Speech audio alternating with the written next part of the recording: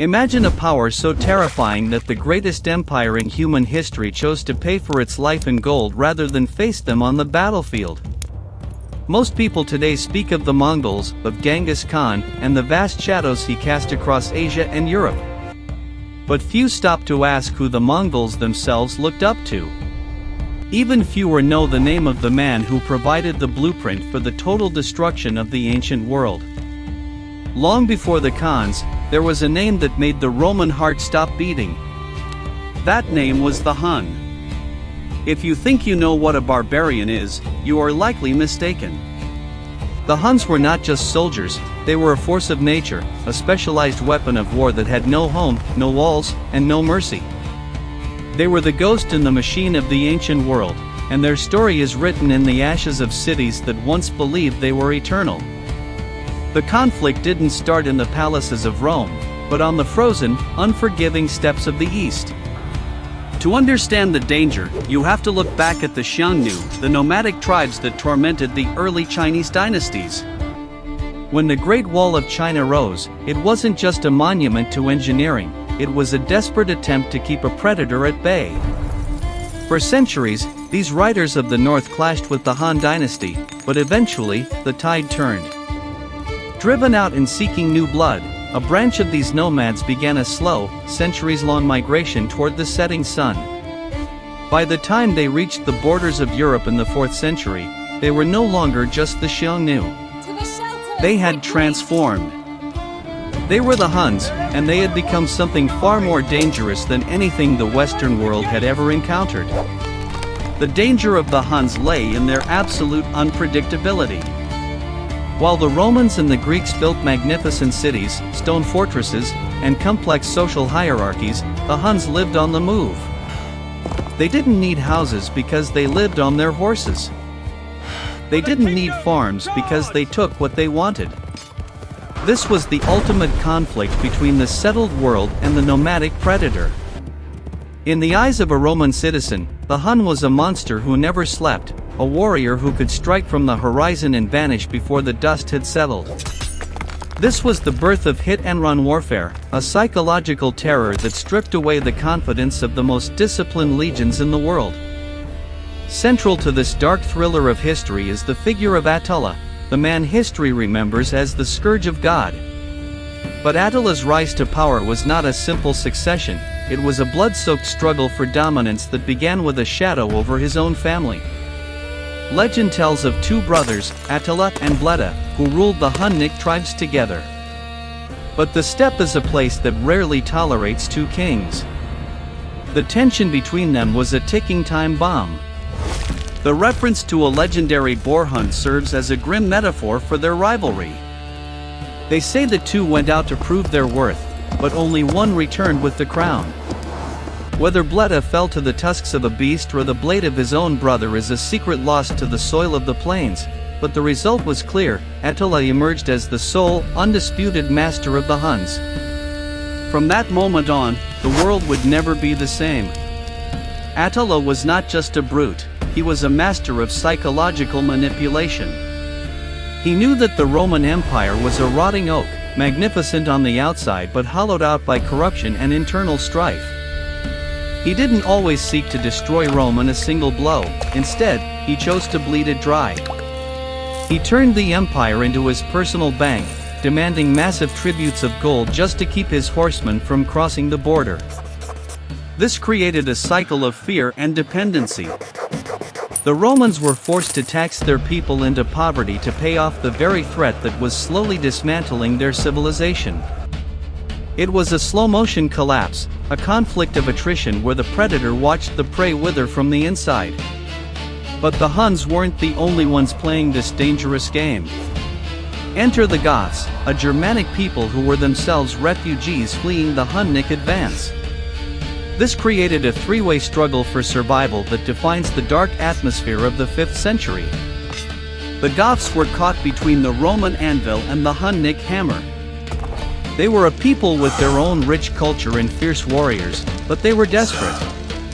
When they crossed the Danube into Roman territory, they weren't just looking for land, they were looking for an escape from the nightmare coming from the east. The Romans, in their arrogance, treated the Goths like animals, leading to a betrayal that would culminate in the Battle of Adrianople, where a Roman emperor was killed and his army annihilated. This is where the tragedy of the era truly deepens. The Romans, desperate to stop the Huns, often hired Goths as mercenaries. At other times, the Huns and Romans would find themselves in a temporary, uneasy alliance to suppress a common foe. It was a world of shifting loyalties, where your ally today would be the one burning your villa tomorrow. The Goths were the heavy infantry of the era, protected by massive shields and thick armor, a stark contrast to the light, agile horse archers of the Huns. If the Huns were the wind, the Goths were the mountain. When these two forces collided, or when they combined against Rome, the result was a level of violence that historical records struggle to describe without resorting to apocalyptic imagery. The tactical advantage of the Huns was something the Western world simply couldn't comprehend.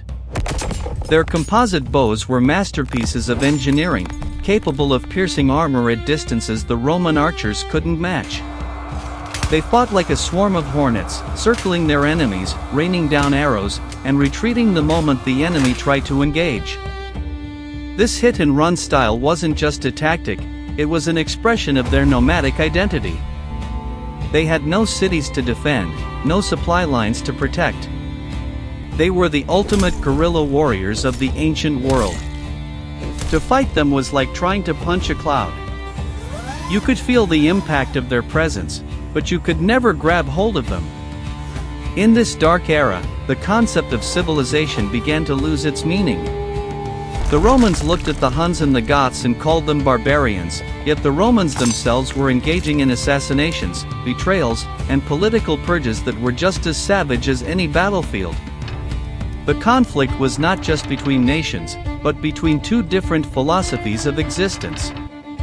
One side believed in the permanence of stone and law, the other believed in the reality of the sword and the horse.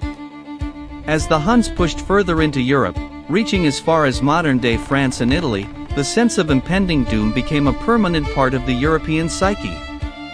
Attila's final campaign into Italy is the stuff of nightmares. He bypassed the great fortresses and struck at the heart of the peninsula. The smoke from burning cities could be seen for miles. It was said that where his horse stepped, the grass never grew again. This wasn't just war, it was an erasure. Yet, at the height of his power, something unexpected happened. On the banks of the Po River, Attila met with Pope Leo I. The details of their conversation remain one of history's greatest mysteries. Why did the most feared man on earth turn his army around and leave? Some say it was the Pope's eloquence, others say Attila's army was ravaged by plague and hunger. Regardless of the reason, the tension of that moment, the fate of the Western world hanging on a single conversation, is the ultimate thriller. The end of Attila was as dark and abrupt as his life. On his wedding night, after celebrating yet another marriage, the man who had survived 100 battles and defied the greatest empire on earth was found dead in his bed. He hadn't died from an assassin's blade or a Roman spear, but from a simple burst blood vessel. His empire, built entirely on the strength of his terrifying personality, shattered almost overnight.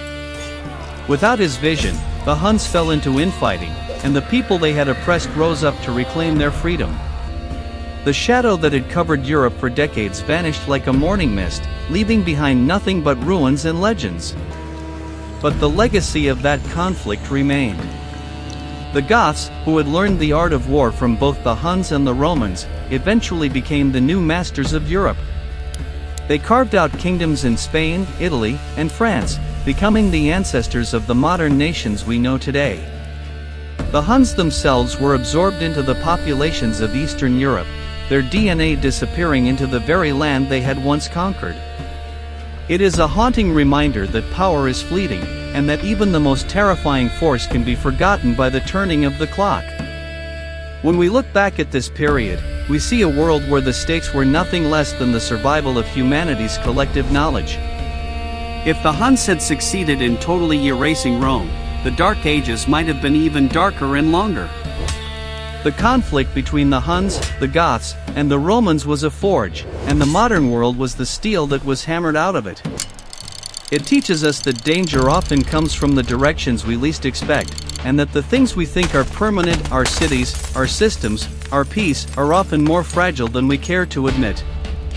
Think about the psychological toll on a Roman soldier stationed on the Rhine or the Danube. You are part of the most advanced military machine in history. You have the best armor, the best training, and the weight of 500 years of victory behind you. Then, out of the morning fog, you see a line of riders who don't follow your rules. They don't wait for your formations. They don't fear your discipline. They move with a terrifying fluidity, their arrows finding the gaps in your armor before you can even draw your sword. That is the essence of a thriller, the moment you realize that the old rules no longer apply, and that you are no longer the predator, but the prey. The story of the Huns and the Goths is a reminder that history is not a straight line of progress. It is a series of collisions, of rises and falls, of moments where the world holds its breath. The Huns were a reminder to the Roman Empire that arrogance is a precursor to collapse. They were the catalyst for a change that needed to happen, even if that change was brought about through fire and blood. They forced the world to adapt, to innovate, and to find new ways to survive in a landscape where the only certainty was change. Even today, the image of the nomadic warrior on the horizon remains a powerful symbol in our culture. It represents the untamed, the unpredictable, and the inevitable. We see reflections of this history in our stories, our games, and our films.